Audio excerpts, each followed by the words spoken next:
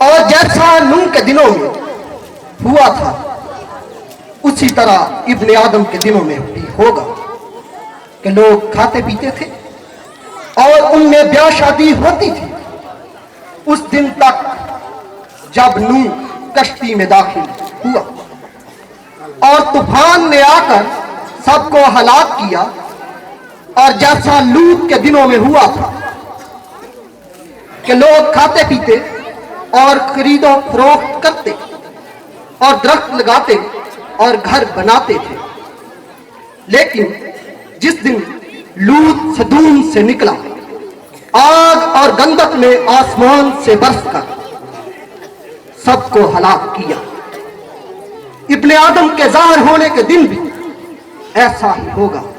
खुदाम के पाक कलाम के पढ़े सुने और समझे जाने पर खुदाम की बरकत हो। आमीन। अब मैं दावत देना चाहूंगा जो हमारे इलाका इंचार्ज भी हैं, बहुत अच्छे खुदावंद के खादिम, और उनके लिए चंद अल्फाज में कहूंगा कि बहुत से लोग ऐसे होते हैं कि जो कोई और काम नहीं मिलता तो वो खादिम बन जाते हैं। हमें भी लोग ऐसी बातें करते हैं, जिनको कोई काम नहीं होता वो खादिम बन जाते हैं, मगर उनकी जिंदगी में एक गवाही है कि वो सरकारी मुलाजिम थे और मुलाजिम भी वापडा के।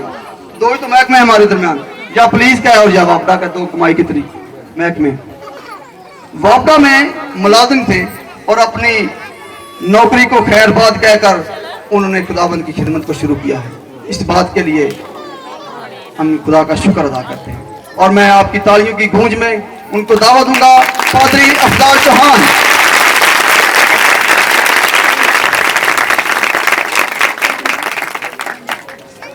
यीशु मसीह के जिंदा जलाली और बाबरकत नाम में आप सबकी सलामती। मेरे लिए ये इंतहाई खुशी का मौका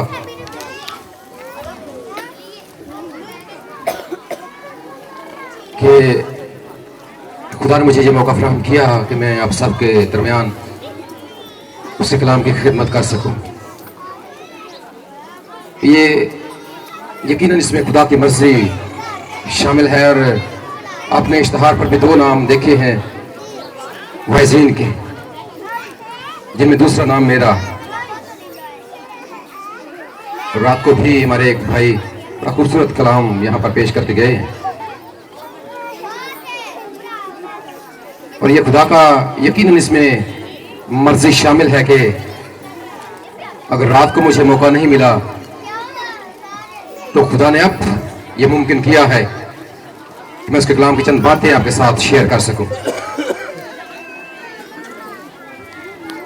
बहनों से गुजारिश है कि जरा खामोश रहें। और आपको एक और बात, इससे पहले कि कलाम शुरू किया जाए, आपने बहुत इंतजार किया है, आप सब यहाँ तक पहुंचे हैं, हम दिल की गहराइयों से आपके शुक्रगुजार। और खाना हमने आपके लिए बड़ा टेस्टी बनाया। मैंने पता है बोटियां सारे लोग बढ़िया पसंद करते। खाना हमने ज्यादा नहीं बनाया बल्कि बहुत ज्यादा बनाया, इसलिए थोड़ी देर के लिए आपकी तवज्जो चाहता।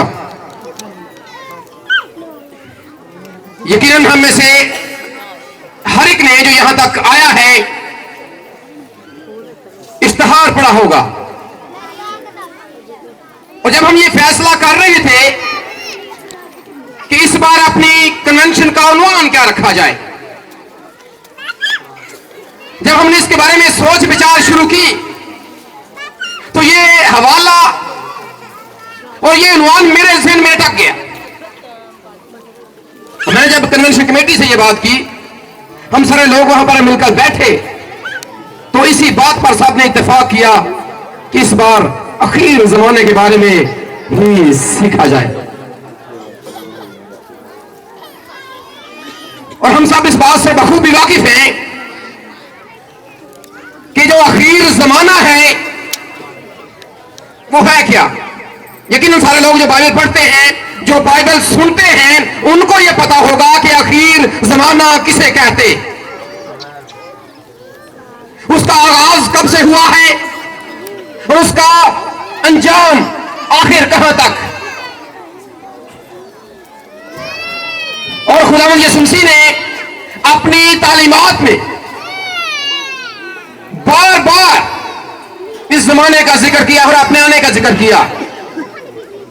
जो लोग बाइबल मुकद्दस बगौर पढ़ते हैं उन्होंने इस बात पर गौर किया होगा। नए अहदनामे के 260 अबवाब, 7959 आयात और उनमें आखिर जमाने का और खुदावंद यीशु मसीह की दूसरी आमद का जिक्र 318 मरतबा किया गया। अगर इसकी कैलकुलेशन की जाए, अगर इसका हिसाब किताब लगाया जाए, नए अहदनामे की हर 25वीं आयत के बाद आपको यीशु मसीह की दूसरी आमद का जिक्र मिलता। इसका मतलब यह है कि यह मौजू, इसका मतलब यह है कि यह मजमून एक इंतहाई अहम और संजीदा मौजू। यही वजह है कि खुदा के कलाम में और नए अहदनामे में बार बार हमें इसका जिक्र मिलता। और जब खुदा यीशु मसीह ने अपने शागिर्दों के सामने इस बात का इजहार किया, उनको यह बताया कि एक वक्त आएगा मैं दोबारा इस दुनिया में लौट कर आऊंगा, तो शागिर्दों का एक सवाल उठा गया, खुदा ये कब हो? मत्ती रसूल का इंजीली बयान उसका 24वां बाब। जिन लोगों ने कभी पढ़ा है, जब खुदा यीशु मसीह के सामने ये सवाल रखा गया कि ऐ खुदावंद ये कब होगा, तेरी दूसरी आमद कब होगी, हम कब तक तेरा इंतजार करें। यीशु मसीह ने बहुत सी निशानियां, बहुत से वाकया उनके सामने रखे। और बहुत से लोग ऐसे भी हैं जो इस बात पर ईमान तो रखते कि खुदा यीशु मसीह दोबारा आएगा, लेकिन वो ये भी कहते हैं कि उसके पास कोई इख्तियार नहीं होगा। ये बात पल्ले बांध ले, जब वो अपनी पहली आमद में भासियत इंसान बनकर इस दुनिया में आया तो दुनिया की कोई ताकत उसके सामने ठहर नहीं सकी। बीमारियां उसके सामने से भाग जाती थी, जिस तरह उसका इशारा होता लगने चलना फिरना शुरू हो जाते थे। जिस तरह उसका हाथ बढ़ता अंधे देखना शुरू हो जाते, जब उसका इशारा होता 4 दिन के मुर्दे जिंदा हो जाते। जब को उसका इशारा होता दुनिया की कोई ताकत उसके सामने ठहरती नहीं थी। और जब वो दोबारा इस दुनिया में आएगा तो फिर ये कैसे मुमकिन है कि वो किसी का उम्मती बनकर आए? ये कैसे मुमकिन है? जब वो अपनी पहली आमद में उसके पास इख्तियार है, जब वो अपनी पहली आमद में इतने बड़े बड़े काम करता है, वो इंसान बनकर आया है। लेकिन याद रखें, इस बात को पल्ले बांध ले कि जब वो अपनी दूसरी आमद में आएगा, पहले वो इंसान बनकर आया, लेकिन अब वो जलाली रूप में आ रहा है, पूरे इख्तियार, पूरे जाओ जलाल के साथ, और हवा के बाजुओं पर सैर करता हुआ। आप उसके इख्तियार का अंदाजा लगा सकते हैं। ये गलतफहमी अपने ज़हनों से निकाल दें, दूर कर दें। उसने कहा कि मेरे बंद किए हुए को कोई खोल नहीं सकता और मेरे खोले हुए को कोई बंद नहीं कर सकता।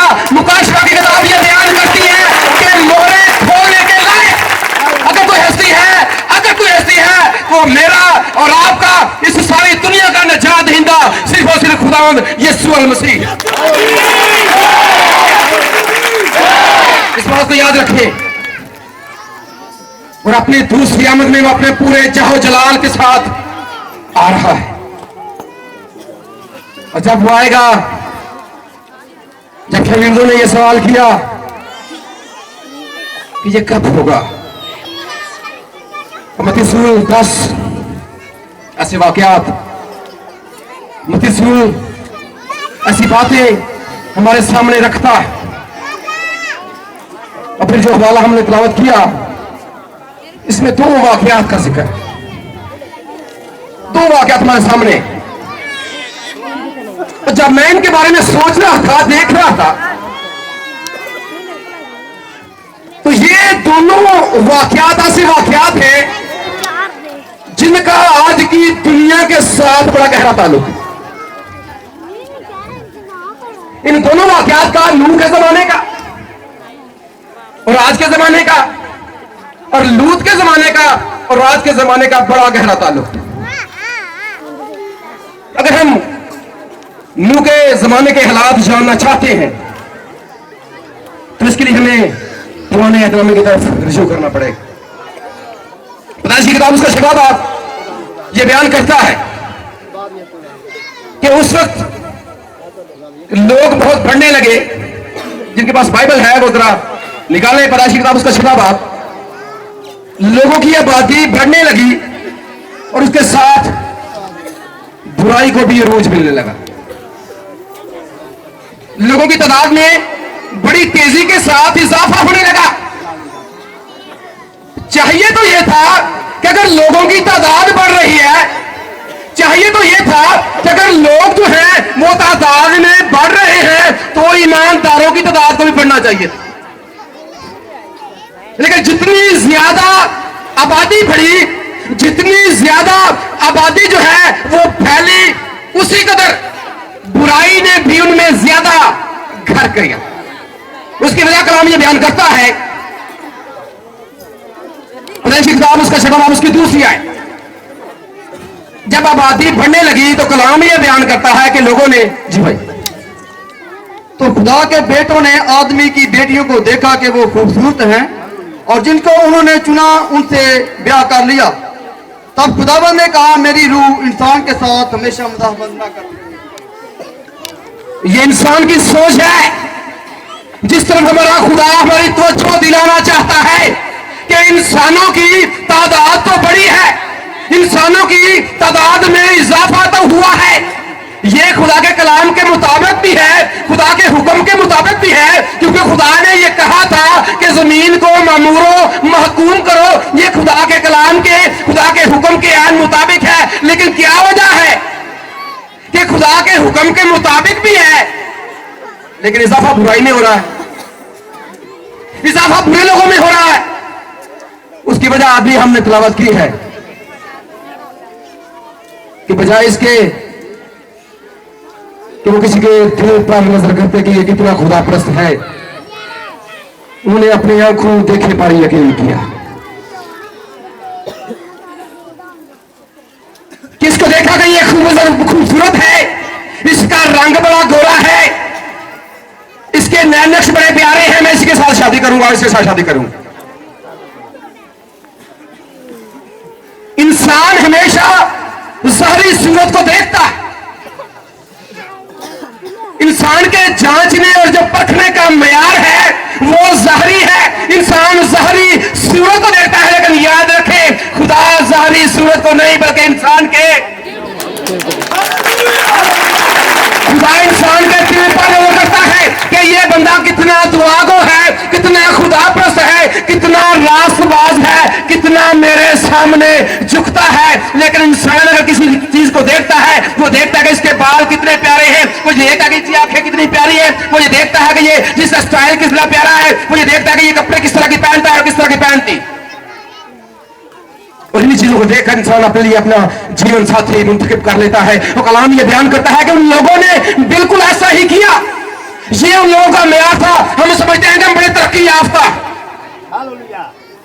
कि मुंडे खैर इकट्ठे होंगे ना, कोई गल। ये जो तरक्की याफ्ता लोग हम करते हैं जी अभी बड़े एडवांस हो।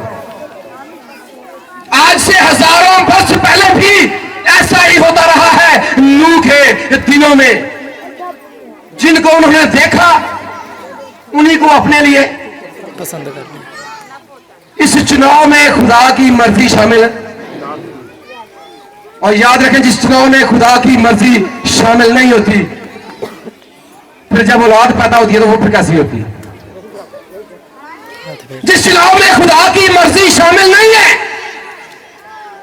जिस चुनाव में दुआ शामिल नहीं है, जिस चुनाव में रियासत शामिल नहीं है, जिस चुनाव में खुदा की पाक मर्जी नहीं है, जब वो बंधन बनता है तो फिर जो उससे औलाद पैदा होती है वो जब इस दुनिया में बढ़ती है तो वो बजाय इसके कि खुदा तरस हो, बजाय इसके कि वो खुदा के घर में जाने वाले हो, बजाय इसके कि वो कलाम पढ़ने वाले हो, बजाय इसके कि खुदा के सामने झुकने वाले हो, वो फिर क्या करते हैं आप ये सोच सकते हैं। और नूह के जमाने में बिल्कुल ऐसा ही हुआ। बच्चे बड़े होते हैं, उन्हें अपने इंतखाब पर फख्र होता है। मां बाप को ऐसी जो सालों ऐसी जिंदगी का अपना, हम अपनी जिंदगी का फैसला खुद कर सकते हैं। अब हम इस काबिल हैं कि हम अपनी जिंदगी का फैसला खुद कर सके। लेकिन जो लोग ऐसा करते हैं, याद रखें, बाद में पछताते हैं। और ऐसे लोगों को देखकर कलाम यह बयान करता है कि नूह के जमाने में जब बुराई हद से ज्यादा बढ़ गई, खुदा ने आसमान पर से दुनिया को देखा, दुनिया पर अपनी नजर दौड़ाई, और कलाम यह बयान करता है कि खुदा ने देखा कि जमीन पर जो बुराई है वो बहुत ज्यादा अपनी हदों को क्रॉस कर चुकी है। बुराई अपनी हदों को क्रॉस कर चुकी है। और जब ऐसा होता है, 5वीं आयत में लिखा कि खुदा अपने दिल में मलूल हुआ। खुदा अपने दिल में मलूल हुआ। खुदा अपने दिल में पछताया कि मैंने इंसान को क्यों बनाया था। क्या मैंने इंसान को इसलिए बनाया कि ये बुराई में धंसता चला जाए? क्या मैंने इंसान को इसलिए बनाया कि ये गुनाह पर गुनाह करता चला जाए? और आपको ये पता है कि खुदा का इंसान को बनाने का जो मकसद था वो क्या? खुदा ने इंसान को अपनी सूरत, अपनी छवि और अपनी सिफात देकर उसे एक मिशन के तहत इस दुनिया में भेजा। बाकी सबका खानदान था, खुदा का अपना कोई खानदान नहीं था। और खुदा ने इंसान को इसलिए बनाया कि वो उसके खानदान का हिस्सा बने। लेकिन इंसान ने अपनी मर्जी करके, अपनी आंखों की मंजूरी में चलकर, अपने दिल की बात को मानकर उस सूरत को, उस छवि को बिगाड़ दिया। जब ऐसा होता है, याद रखें, जब बुराई अपनी हदों को क्रॉस करती है, याद रखें, जब जो बुराई है, जब जो गुनाह है अपनी हद से तजावुज करता है, तो फिर खुदा की गैरत जोश में आती है। फिर वो अपने दिल में पछताता है। वो कहता है कि मैं इंसान को क्यों बनाया? अब अगर इसे मैंने बनाया है तो अब ये अगर मेरे काबिल नहीं रहा तो मैं इसे सफाए हस्ती से मिटा डालूंगा। और खुदा ने नूह के जमाने में यही फैसला ले लिया। जैसा नूह के दिनों में हुआ था वैसा ही इब्ने आदम के दिनों में होगा। नूह के दिनों को देखें, अपने दिनों को देखें। हजारों वर्ष गुजरने के बाद क्या हालात में कोई बेहतरी आई है? हम क्या करते? क्या हम अपनी आंखों की मंजूरी में नहीं चलते? जो दिल को अच्छा लगता है वो नहीं करते? खुदा राजी है तो भावें नाराज, सानू दी कोई परवाह नहीं। सानू जड़ी शायद चंगी लगती है, याद रखिए, ऐसी बातों से खुदा नाराज होता है। आज अगर खुदा आज के इंसान को देखता होगा तो क्या खुदा हमें देखकर ध्यानदारी की बात करे? क्या आज के इंसान को देखकर खुदा खुश होता होगा? आज की दुनिया को देखकर खुदा खुश होता होगा कि मैंने जिस मकसद के तहत इसे इस दुनिया में भेजा है, क्या ये पूरा कर रहा है? क्या मेरी और आपकी जिंदगी में, हमारी नौजवान नस्ल की जिंदगी में यही वजह है कि सलमान ने बड़ी खूबसूरती से इस बात को लिखा हुआ है इसके सहीफे में, बाद में क्या जवान, तू जवानी के अय्याम में आंखों की मंजूरी में चल, जो तेरा दिल कहता है वो भी कर, लेकिन याद रख इस बात के लिए तुझे क्या करना है, कहां पर जाना है तुझे? जो कुछ मर्जी करे, लेकिन याद रखें। और इसी बात को यीशु मसीह यहां पर कह रहा है कि जैसा नूह के जमाने में हुआ था, मौजूदा जमाने में भी जब मेरे आने का वक्त नजदीक होगा, हालात बिल्कुल वैसे ही हो जाएंगे जैसे नूह के जमाने में थे। और अगर आज हालात वैसे हैं तो यकीन करें कि उसकी आमद बिल्कुल बिल्कुल नजदीक है, बल्कि वो दरवाजे पर खड़ा है और देख रहा है कि उसके लोग क्या कर रहे हैं, देख रहा है कि उसके लोग अपनी जिंदगी के फैसला जात कैसे कर रहे हैं। और दूसरा इशारा, और एक और बात कि आपको ये पता है कि नूह ने 120 बरस बुना दिया। 120 बरस की बुनादी के बाद हमें एक भी ऐसा ईमानदार नहीं मिलता जो नूह के साथ उसकी कश्ती पे बैठे। और जो आयात हमने तिलावत की है उसमें लिखा है कि लोग क्या करते थे। दो बातें हमारे सामने हैं नूह के दिनों की, कि लोग खाते पीते और क्या करते थे, ब्याह शादी करते थे। दोनों चीजें बुरी नहीं है। नूह के जमाने में भी ऐसा होता था, आज भी ऐसा होता है। क्या खाना पीना बुरी चीज है? ब्याह शादी करना बुरी चीज है? लेकिन याद रखें, जब हम सिर्फ खाने पीने के पीछे ही लगे रहते, जब हमारा उड़ना बिछोना जो है वो सिर्फ खाना पीना होता है और हमारा इंतखाब हमेशा इस दुनिया की आसाइशें ही होता, फिर उस वक्त खुदा पछताता है। जब खुदा ये देखता है कि मैंने इसे 6 दिन दिए हैं ताकि ये मेहनत करके खाने पीने के लिए कमाए, 7वां दिन ये मुझे दे, अपनी जिंदगी का कुछ हिस्सा ये मुझे दे, जब हम वो नहीं लुटाते तो फिर खुदा को गुस्सा आता है। आजकल ज्यादातर लोग ऐसा कर रहे। ब्याह शादी के मामलों को देख लीजिए। आपको यह पता है कि एक शादी करने पर कितना ज्यादा खर्च आता। मेहंदी की रस्म ले लें, लहंगा महंगा ना हो बेटी ले पैसा पाने नहीं भाई, 5000 रुपया तो मिले तो एक गल सिर्फ 10,000। जब तक 50,000 से कम का लहंगा मैंने पहननी नहीं। अगर ब्यूटी पार्लर वाली 10,000 से कम लेती है, इसका मतलब यह उससे कोई अकल ही नहीं। इंसान इस चीजों में इतना मगन हो चुका है कि अपने खुदा को उसने पसे पुष्ट डाल दिया। और ये बात मुझे करने में कोई मुबालगा राय में नहीं कर रहा कि शादी ब्याह पर हम इतना खर्च करते हैं, मेहंदी पर इतना खर्च है, बारात पर इतना खर्च है, सूट पर शादी के सूट पर इतना खर्च है, खाने पीने पर इतना खर्च है, लेकिन खुदा की जब बारी आती है, भाई साहब निकाह होंगे तो किन्ने सिफारशी होंगे ने, इधर चलो पैसे 500 से घट गए। 10,000 का लहंगा गाया हम ब्यूटी पार्लर वाली को देना जो है वो हमें गवारा, और लोगों को बताने में ये फख्र महसूस करते हैं।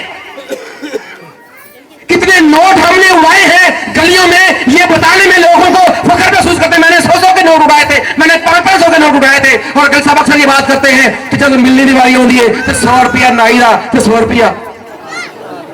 क्या ये हमारा म्यार है? नूह के जमाने में भी ऐसा हुआ था और खुदा ने उन लोगों को बर्बाद करने का फैसला कर लिया था। आज खुदा अगर हमें देखता है, हमारे म्यार को देखता है, तो क्या आज हमें देखकर खुदा खुश होता होगा? ईमानदारी की बात कीजिए, क्या हमें देखकर खुदा खुश होता है? क्या हमारी जिंदगी से खुदा खुश है? क्या वो हमारे कामों से खुश है? क्या वो हमारी ब्याह शादियों से खुश है? क्या वो हमारे खाने पीने से खुश है?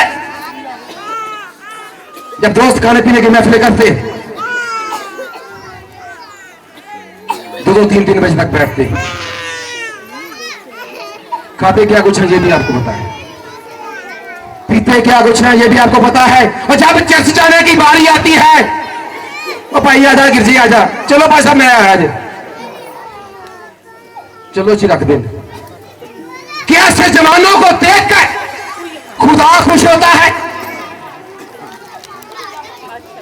सोचने की बात। और जैसा नूह के जमाने में हुआ था, इब्ने आदम के दिनों में भी होगा। और अगर ऐसा हो रहा है तो इस बात को पल्ले बांध रहे कि यीशु मसीह बिल्कुल आने वाला है। अगर उस जमाने में लोगों की तादाद बहुत ज्यादा थी तो मौजूदा हालात में अगर देखा जाए यीशु मसीह जब इस दुनिया में पैदा हुए उस वक्त सारी दुनिया की जो आबादी थी वो 2 करोड़ थी। उसके बाद 5वीं सदी तक 5 करोड़, 16वीं सदी तक 1.5 अरब। और आप ये अंदाजा लगाएं कि 16वीं सदी के बाद इंसानों की आबादी में किस कदर इजाफा हुआ। 18वीं सदी तक ये तादाद दुगनी हो गई, 5 अरब तक पहुंच गई। और जो मौजूदा तादाद है वो 7 अरब से ज्यादा।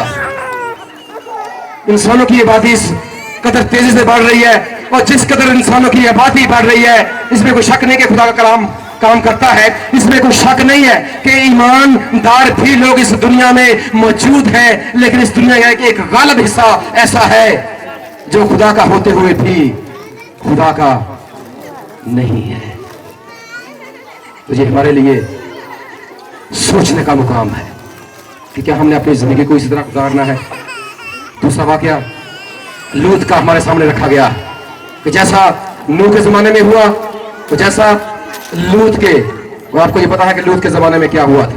सदूम और अमूरा पर जब खुदा ने अपना गजब पैदा किया, जब आग और खंदक वहां पर भेजी गई, तो उसके पीछे अगर आप उसकी वजह जानने की कोशिश करें तो आपके रोंगटे खड़े हो जाएंगे।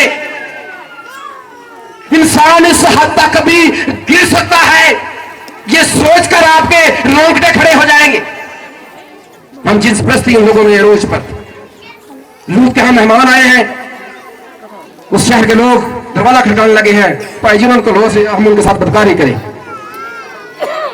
खुदा ने आदम के लिए हवा को और हवा के लिए आदम को बनाया था, लेकिन जब इंसान की रंजिशें बुरी होती हैं तो फिर वो क्या क्या कहता है, ये लूत के जमाने में आप देख सकते हैं।